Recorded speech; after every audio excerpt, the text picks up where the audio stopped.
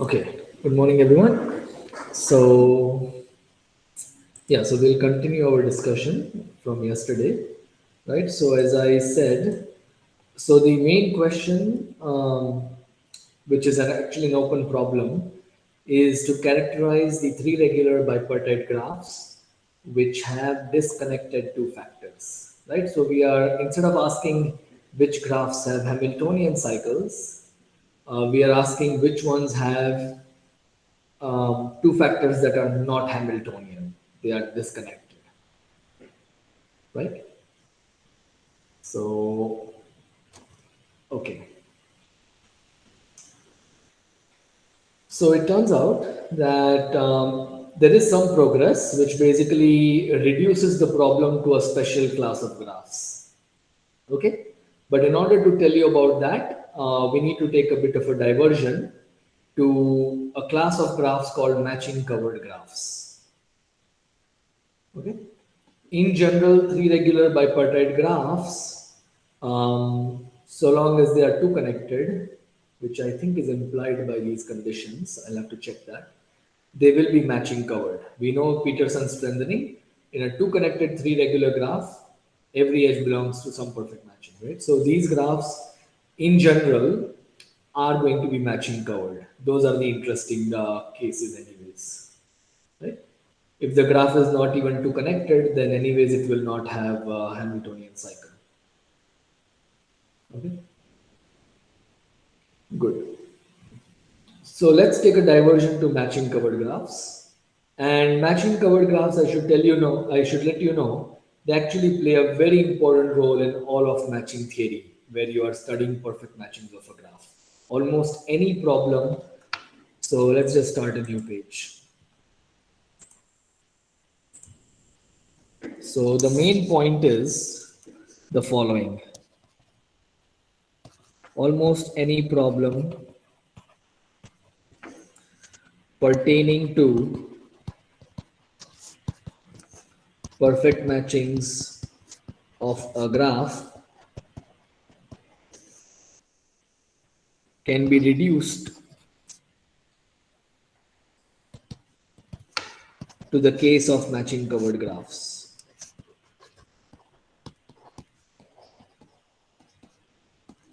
Okay, so this is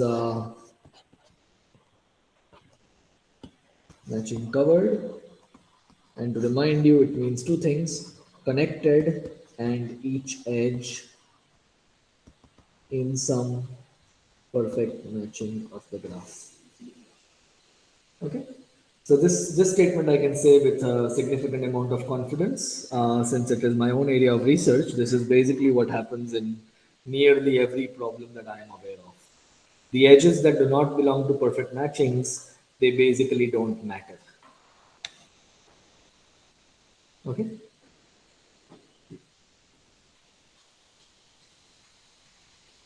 So, because this is the case in the study of perfect matchings, and you can ask lots of questions about perfect matchings, you can ask counting related problems, you can look at some geometric object like the polytope, etc., etc. So there are lots of questions, and for all of them, you just need to look at the matching cover graph. Because of this, there is a lot of literature just on matching covered graphs in the last 50 years or something. Okay. So there are different kinds of decompositions. Two very important decompositions are tight cut decompositions that we will talk about today. And there is a ear decomposition type results for matching covered graphs that may be on your last assignment. Okay. So these are just two special types of decompositions. And this is what I want to tell you about today. Okay, because I want to relate this to the problem on the previous page about cubic graphs that do not have a disconnected two factor, cubic bipartite graphs. Okay.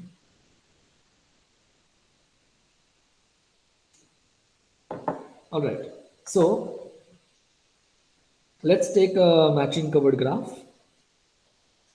one of my standard examples in this topic.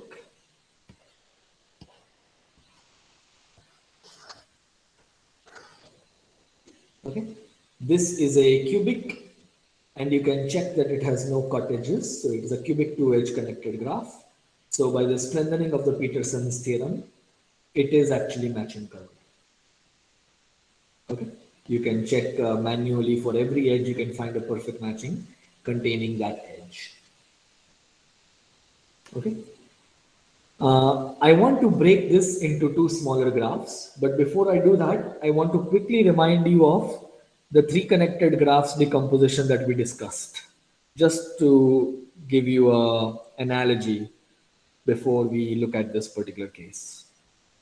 So you might remember, let's see, three connected graphs. Where did we do this? Okay. Right, so we spend a lot of time in this course on connectivity. And one of the reasons I do that is because one, connectivity shows up in almost any area of research in graph theory, especially in structural graph theory, but even other areas, I believe.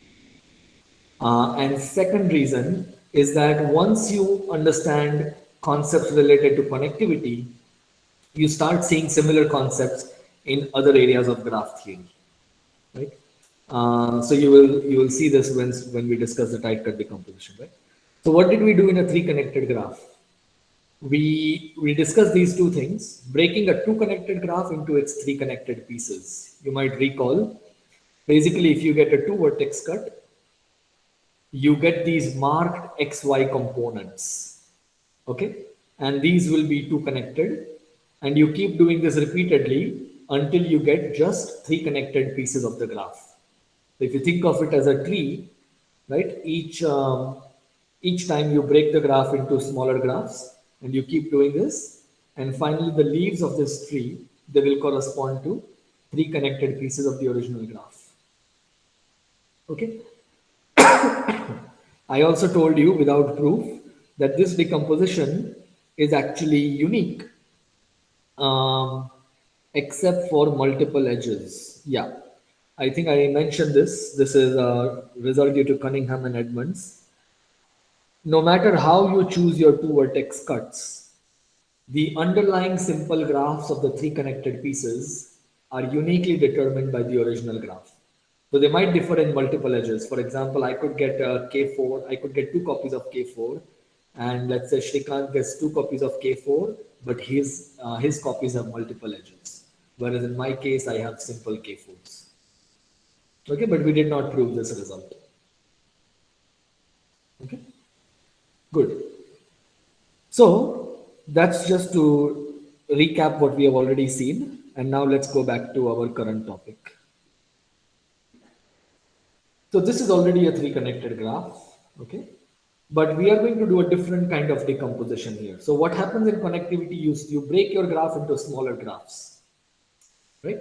So something similar is going to happen here, but it's not directly related to connectivity. It is a special kind of notion related to matchings. So I want you to look at this cut. These three edges, they comprise a cut of the graph, right? So if you take any perfect matching, let's say M is some perfect matching of this graph. What can you say about this quantity?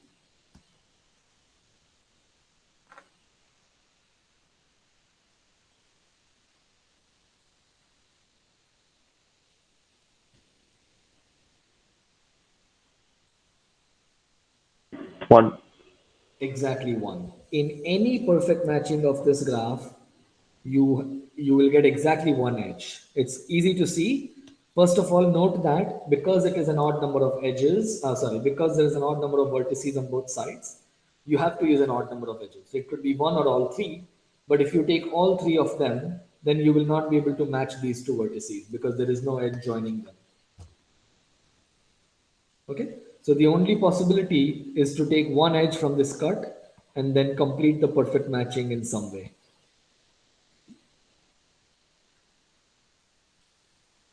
Okay. This is only true if both sides have odd number of. Right. So Uh, that is a necessary condition, but odd cut. So that is called an odd cut, but it need not be a tight cut. So this is called a tight cut. So what you are saying is, so first of all, let me say, such a cut C is called a tight cut. Right. So what do I want? I want this to be one for every perfect matching of the graph. Right. In particular, if C is a tight cut, then X and X bar are both odd, right? I mean, they both have the same parity anyways because we have a matching covered graph, right? Does that answer your question, Shrikant? yes, yes. Right. But the converse is not true, right? Can someone give me an example? Converse false. You can have odd cuts that are not tight cuts. Can anyone give me an example, which is a standard example you have been drawing in this course? The complement of C6. Right, exactly. So this graph, the triangular prism, complement of the sixth cycle, it has an odd cut that is not a tight cut because all those three edges they comprise a perfect matching. Right? So this is not a tight cut.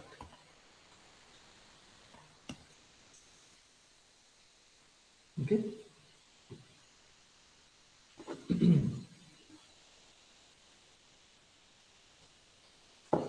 All right. So why do we care about tight cuts in matching theory? Well, it's actually very easy to prove the following. If you have a matching covered graph and a tight cut, then you can get two smaller matching covered graphs by doing the following operation. So this is our tight cut, right? The red colored. And these are our two sets. This is X and this is X bar. Okay. And this is the cut C. So what you can do is you can keep the graph as it is on one. So these are called the shores of the cut. Just to remind you, X and X bar are shores of the cut C. Okay. Tight cuts are bonds. So actually, when you remove the edges of a tight cut, you will get two connected components, and those are exactly their vertex sets are exactly the shores of your cut. Okay, so that's a easy do-it-yourself exercise. Let me just put it here. Prove that each tight cut is a bond. Okay.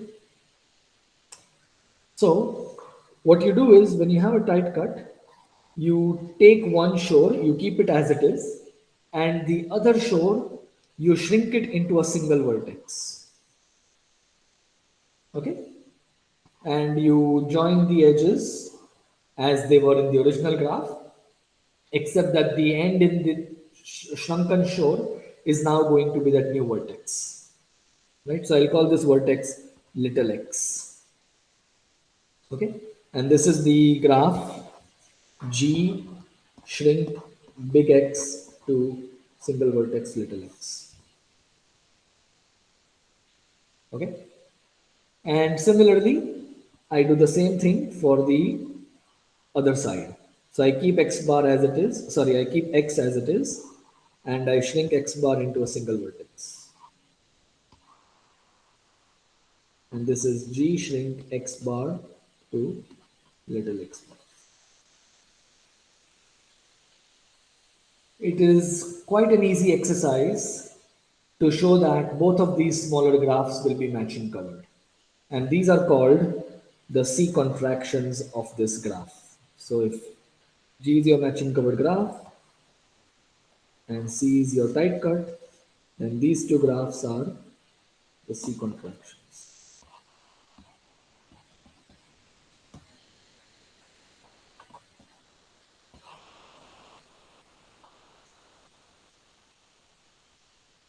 Okay.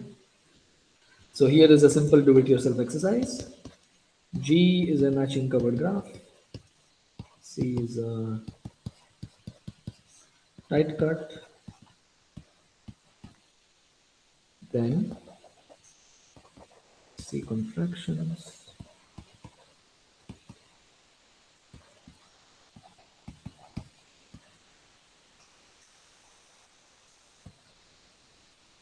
Okay. So you just need to show, once you show that the tight cut is a bond, so the connectivity basically comes for free from here. So now you just need to show that every edge belongs to some perfect matching. And that is easy to show using the definition of a tight cut. Okay.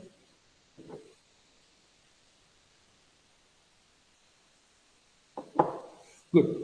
Of course, there are tight cuts which are not interesting. If you look at any vertex, then partial V is a tight cut. These are called trivial tight cuts.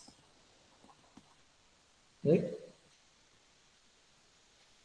By definition of matching, perfect matching, every trivial cut is a trivial tight cut.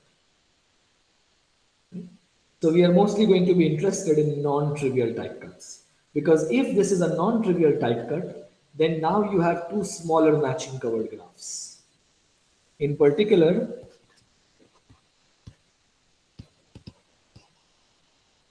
if C is non-trivial,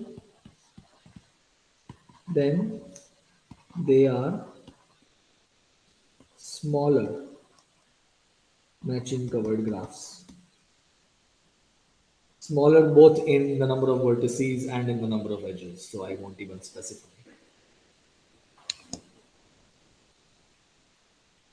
Okay?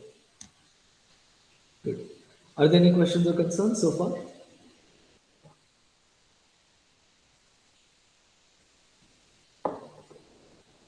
Okay, so if not, now you can see how to break a matching covered graph into smaller and smaller matching covered graphs until you get a bunch of matching covered graphs that do not have non-trivial tight cuts. When you get such graphs, you stop. Okay, so just like the three connected graph case, the three connected decomposition, in this case, you can get a tree. The difference here is that you actually get a binary tree because every time you have a tight cut, you just get two smaller graphs. Right? So you get G1, G2, and so on. Right? So you keep doing this process. At the end of the day, you will get a bunch of leaves of this tree. Right? And these graphs correspond, these leaves basically correspond to matching covered graphs that are free of non-trivial tight cuts. Right? So by free of, I mean they do not have non-trivial tight cuts.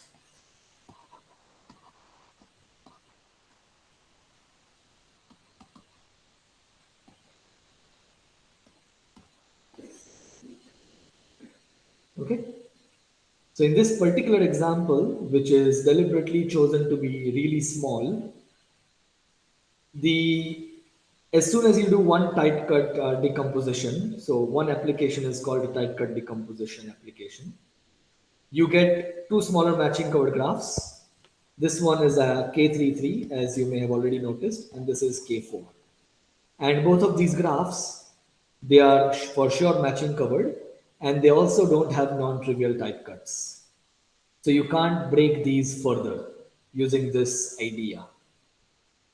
Okay, so these will be the leaves in your case. Right? And these graphs that do not have non-trivial tight cuts, they are called bricks and braces. So such matching covered graphs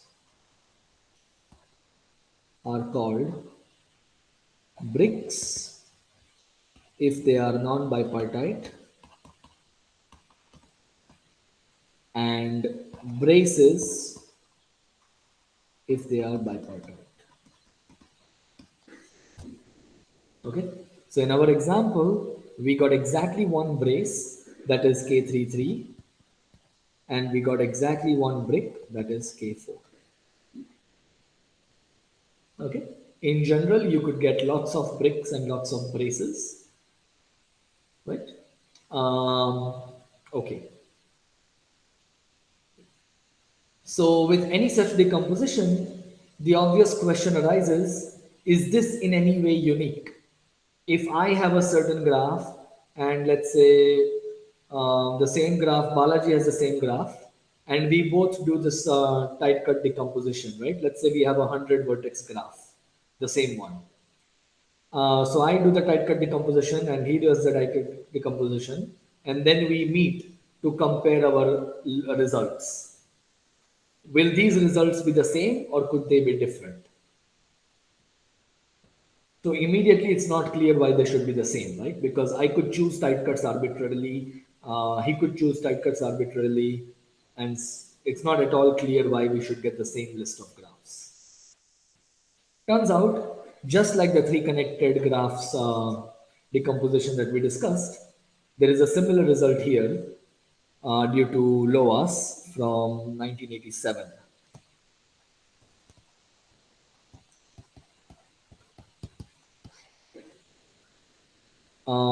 Not a very long proof. I mean, long that it would require at least one or two full lectures to cover it, but a very creative proof. Um, definitely, definitely non-trivial and requires a good amount of creativity to come up with such a proof. So what he proved is that any two, so let's say G is some matching covered graph, any two applications of the tight cut decomposition procedure. So the procedure we discussed is called the tight cut decomposition procedure.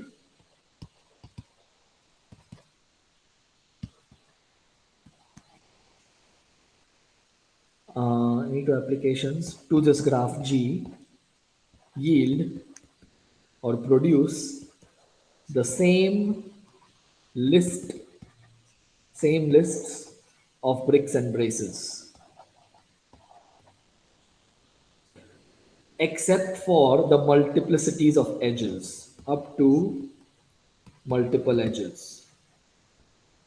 So in case I get one K4 and I don't know, two copies of K33 and three copies of the Peterson graph, right?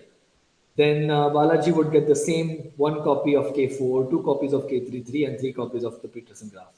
However, in his case, it could be that he has multiple edges, or it could be that I also have multiple edges, but in that case, our graphs are not isomorphic. But if you look at the underlying simple graphs, they will be isomorphic, right? So, in other words, the underlying simple graphs um, will be the same.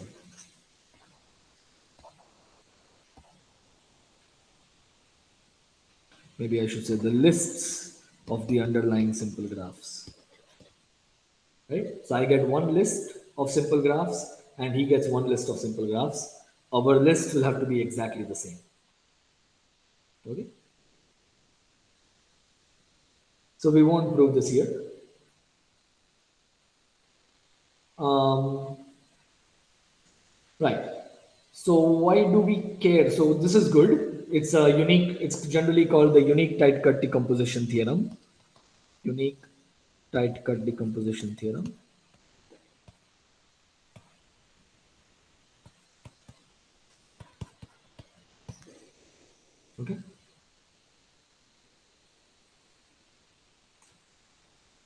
Okay, so that's good. Whenever you have a uniqueness result, it actually means that there is something deeper going on here. And that deeper fact is that most properties that you care about in matching theory, it's not true for all properties, but most of the properties you care about, they reduce to bricks and braces. So not only can you restrict yourself to matching covered graphs, you can actually restrict yourself further to bricks and braces. Okay, so you will get something like this. The matching covered graph has a certain property if and only if each of its bricks and braces have the same property. So many interesting properties.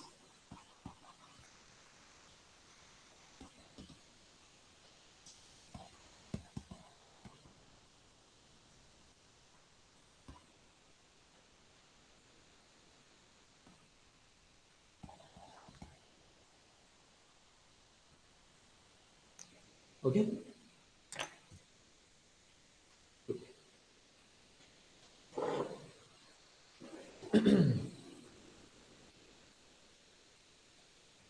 All right. Are there any questions or concerns so far?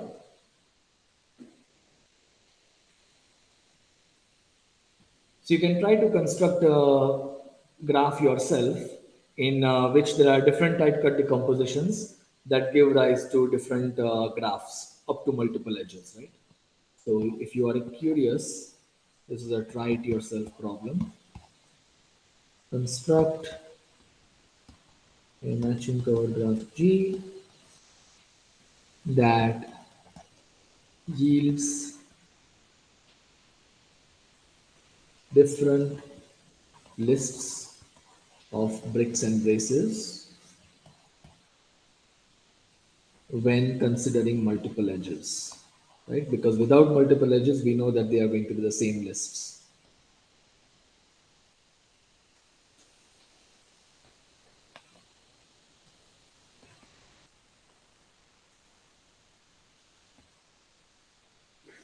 I'll give you a hint. Your example need not be too big, and you probably want to have two vertex cuts in your example. Uh, Example requires two vertex cuts, right? Because these graphs, matching covered graphs, need not be three connected. So it is actually when you have two vertex cuts that you will get such, or maybe let me not say requires. I don't think it's required because you could get two vertex cuts in the decomposition, right? So consider using two vertex cuts.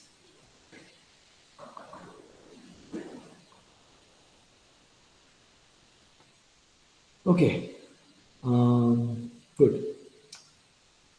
All right, so that's basically all I want to discuss pertaining to specifically pertaining to matching covered graphs.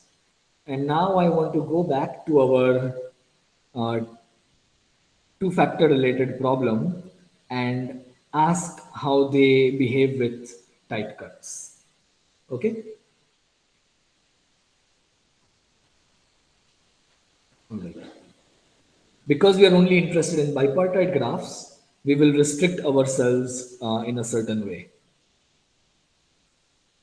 So let's see.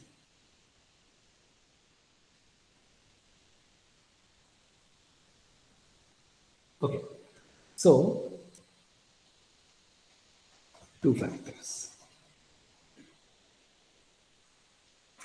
So what's our main question? Our question is back to two factors.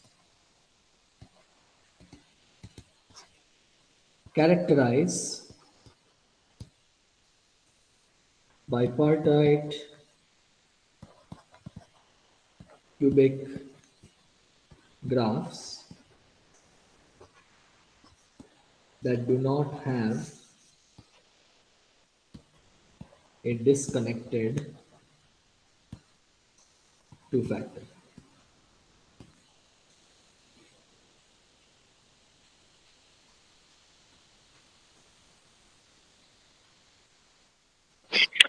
So do we know which bipartite graphs are bricks? Is there like a way to Sorry, or which bipartite graphs are? bricks? You mean braces? Oh, Bricks sorry, are the braces, braces, non-bipartite ones, braces, right? braces. Sorry, Right, braces. right, right. Yeah, yeah, yeah. Right. So, yeah. So, in general, there are characterizations. So, actually, let me go to the previous page and write it there again. So, let's take these questions there. So, yeah. So, let me just put a. So, bricks and braces, they both have very nice characterizations. Admit nice structural characterizations. So, in the sense, what do I mean by nice structural characterizations? It's not like there is only a specific infinite. They are both rich classes. First of all, let me just say both of these are rich classes of graphs. It's not like there is just some infinite families, right? Um, but they do admit nice structural characterizations in the sense that given a graph, you can check in polynomial time whether it is a brick or a brace. In fact, you can find tight cuts in polynomial time that requires some more discussion. If we have time tomorrow, we can discuss further tomorrow. So you can actually find tight cuts in polynomial time. So for a matching covered graph, you can get all of its bricks and braces in polynomial time, right? And in particular, bricks and braces can be recognized in polytime.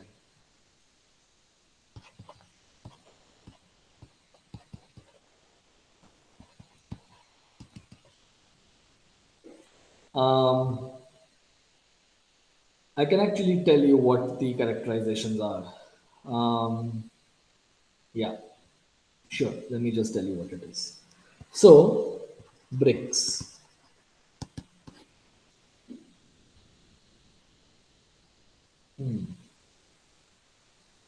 Okay. Yeah. You know what? We do have time because we have time tomorrow as well. So, let me just take a detour and talk a little bit about bricks and braces. So, supposing you have a two vertex cut, let's say you have a matching covered graph G, and let's say you have a two vertex cut. Okay. Let's say S is a two vertex cut. All right.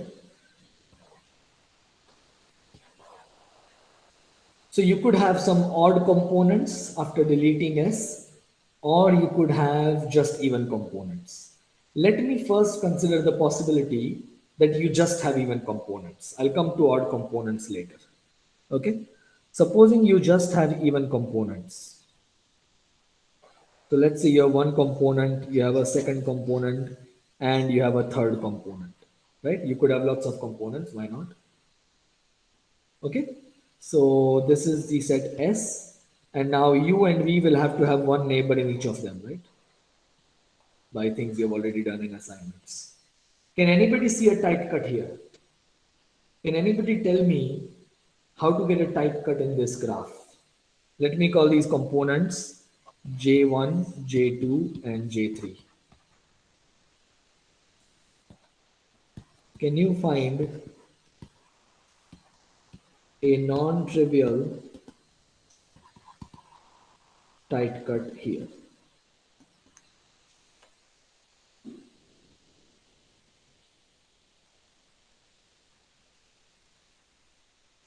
So what I want you to do is I want you to give me a set of vertices. So that if you put that set of vertices as one shore and the remaining vertices as your other shore, then this is a tight cut. And I want you to use UV and these components to give me such a non-trivial tight cut. Like partial of ji is a tight cut, right? Partial of GI is an even cut, so it cannot be tight. Oh, okay, yeah, right. But maybe you want to make some modification to that. Partial of S. Partial of S, it is also an even cut, right? You have to have an odd cut. You have to have an odd number of vertices on both sides. Something like J1 union U. Exactly, that works. So if you take J1, let's do that. So I claim that, who was it? Um, was it you, Kapil? Yes. Yeah. This works. You take all the vertices of J1 or any component you like, and you take one vertex from your two vertex cut. Now that is a tight cut. I want you all to think about it. If you don't see why it is a tight cut, we can discuss it. But if you are able to see that it is a tight cut, then we will just move on.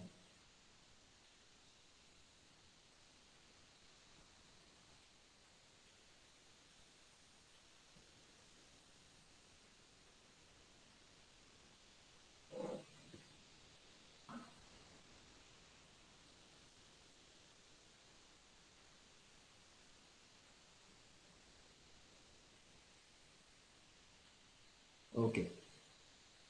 Does everybody see that? So this Uh, is, yeah, go ahead. Yeah. right. So the only way it can't be a tight cut is if uh, all the edge cuts form a matching, or is that not correct?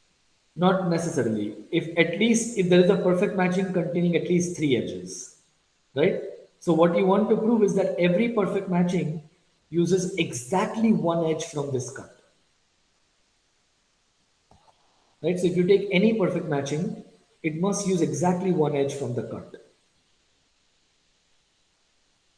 So So there are only so you okay. I just want to so U is connected. The neighborhood of U contains only three edges. No, it can be as many. The reason I drew them is just to have some edges in the picture, right? What we know, Yeah. this is a two vertex cut. Yeah, so all the cut yeah. edges have either are cut edges have either U or V as the one endpoints. Right, that is a very crucial observation. So every edge in the cut is either incident with U or it is incident with V. So the only way to have two edges in the perfect matching, at least two edges in the perfect matching, is to take one edge incident at V and at least one edge, exactly one edge incident at U. Right? So let's try doing that. So if you take one edge incident at U and one edge incident at V, well, so it will be one edge like this and one edge like this, for example. But you see, this is a problem because if you look at, Because they are even components. right, if you look at this cut, for example, now you cannot use any edge from this cut, but this is an even cut and you have a perfect matching that meets the even cut in exactly one edge. That is a contradiction, right? For an even Oh, cut, okay. yeah, yeah, exactly. Another way to think of it is rather than drawing the green edge, um, you just draw the edge joining V, and now because this is an even cut, you will have to take an edge joining to U from this even cut. But now you cannot take any edge on the other side, right? So the intersection of the cut is exactly one, right? Okay. So if you have only even components, you will get a non-trivial tight cut. Now I don't want to look at odd components. I want to now ask you about barriers. So what is a barrier in a matching covered graph?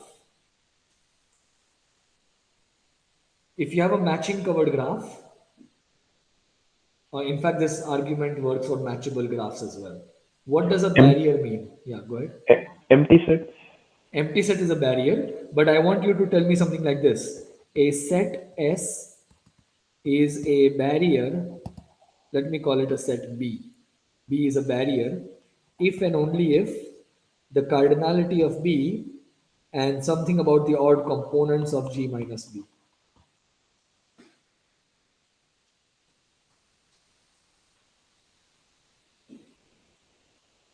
Because it has perfect matching, it will be equal to. Equality. This will be equality because the graph has a perfect matching. So for any matchable graph, for a matchable graph, in particular for matching covered graphs as well, observe that barrier just means that these two quantities are equal because the difference of these quantities is the number of exposed vertices in a maximum matching.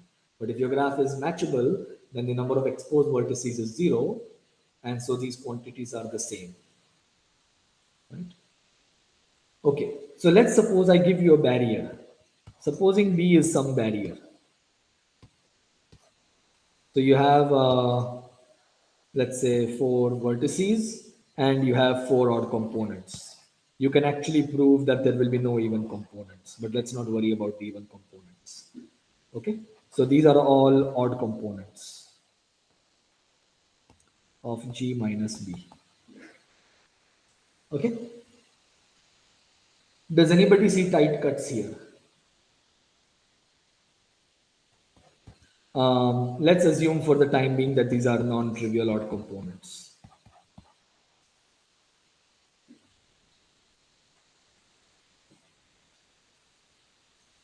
So what is a tight cut here?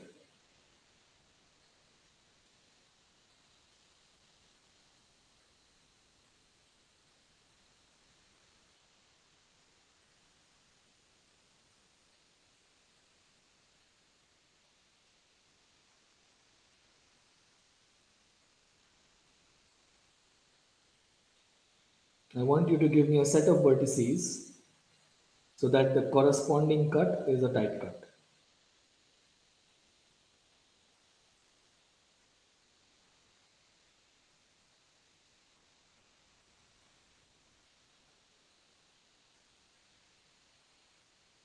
Can you do the same thing with two vertices of the barrier? We suppose like the barrier has at least three vertices. Okay. You take any two vertices of the barrier and then consider that as a two vertex cut, and then But that's not true, right? It doesn't have to be, the barrier may not have small, the barrier is a vertex cut, that is correct, right? But it need not have smaller vertex cuts. For example, what could happen is you could have all possible edges here, like edges like this, and this for each one, right? In that case, you probably won't find smaller cuts inside the barrier, right? So it is actually different from the previous case. So that's in the previous case, you had these even components and you had to construct an odd cut. But here, actually, the odd cut is a bit easier to find. Remember, all of these are odd components, and I want you to assume that they are non-trivial for the time being. since they have uh, Is any J1 tight cut? Right. Any odd component that is non-trivial, it actually gives you a tight cut. You look at any component. In any perfect matching, you see if this component uses three edges, if this cut uses three edges in a perfect matching, what would it look like? You have this, then you have another vertex going to this guy, and you have another vertex going to this guy.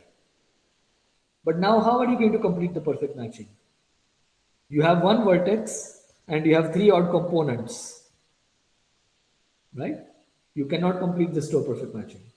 In any perfect matching, you will have to use exactly one edge going from each component. So your perfect matching will look like this. And then you will have edges inside.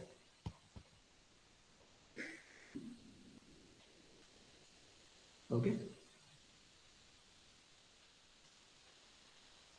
So every odd component, if it is non-trivial, then it will give you a non-trivial tight cut. Okay. If an odd component, if any odd component Ji is non-trivial, then the cut corresponding to that component is a non-trivial tight cut.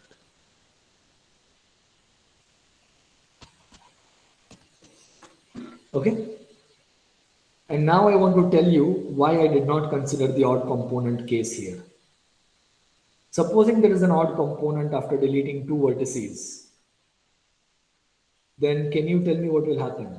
Supposing you have two vertex cut and you get an odd component.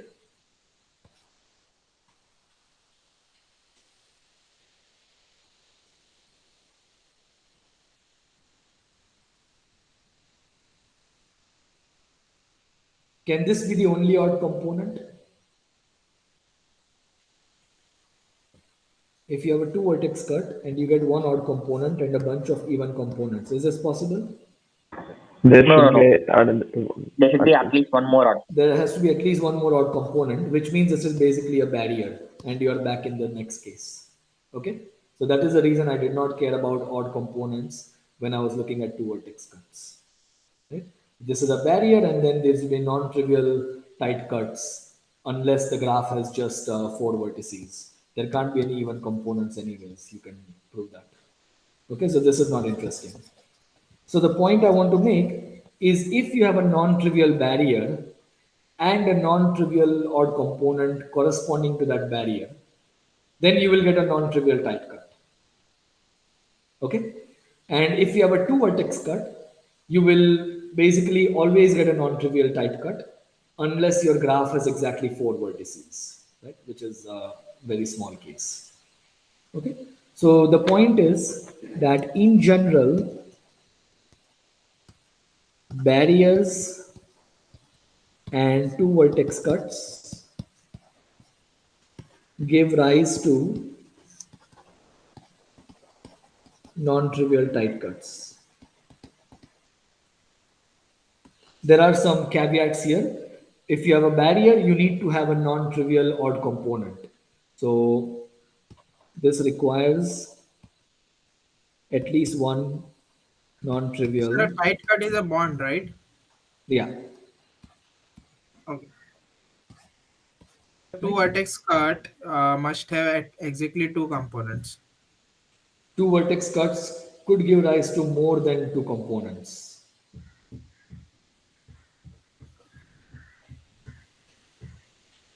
But tight cut need to be bond, right? Yeah, yeah. So that's not a problem. In this Okay, example, okay, got it. Yeah, yeah, got it, yeah, got it. yeah. I You you can do not refer to the two cut as the tight cut, but the cut which we get by unioning exactly. J1 with U. Okay. Exactly. Yeah. Yeah. Right. Okay. And in the case of two vertex cut, I think your graph requires at least six vertices. Requires at least six vertices in the graph. Okay. In general, to have a non-trivial tight cut, you need to have at least six vertices. Right. Each shore will have at least three vertices. Okay. So the point is, there is a result that says that bricks are exactly those graphs that do not have non-trivial barriers and that do not have two vertex cuts. So they are in particular three connected. So bricks are three connected graphs that do not have non-trivial barriers. Okay. And not having non-trivial barriers, there is a very nice way to think about it. It is equivalent to saying that the graph G minus U minus V has a perfect matching for all distinct U and V.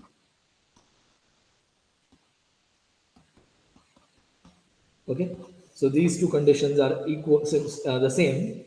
This may be on your assignment, I'm not too sure. Okay, so possibly on assignment 5.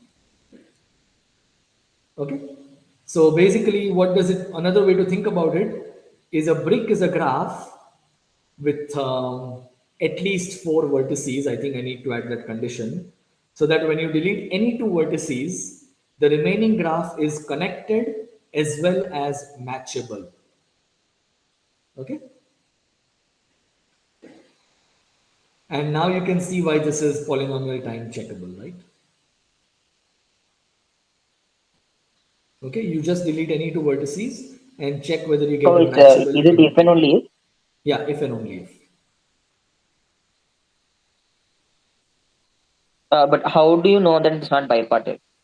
Right. So bipartite case is I mean checking bipartite is polytime, right? So you know that bricks have to be non-bipartite. So in a bipartite Okay. graph, actually this condition can never hold. Can you tell me why? If I give you a bipartite graph with 5 black vertices and 5 white vertices, the second condition can never hold.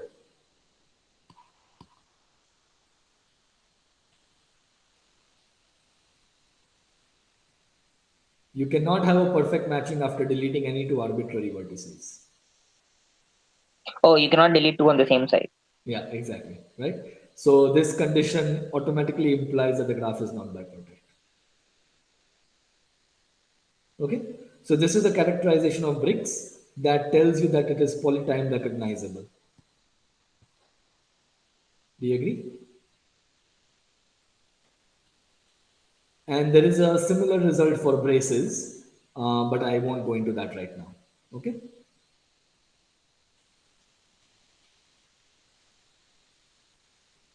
Good. So, anyways, I think we took a bit of a detour. This is due to Edmonds, Loas, and Pulley-Blank, ELP 1982. Yeah. And the proof they gave was based on linear programming. It was only in 2000s that we actually got graph theoretical proofs of these facts. Until then, the only proofs known were through linear programming. Okay. Good. So, anyways, that's all I want to tell you for today. We will continue our discussion regarding bipartite cubic graphs that do not have a disconnected two factor tomorrow.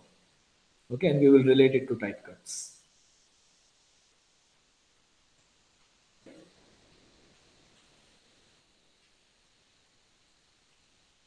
Okay. So yeah, feel free to leave, and if there are any questions or concerns, then please ask.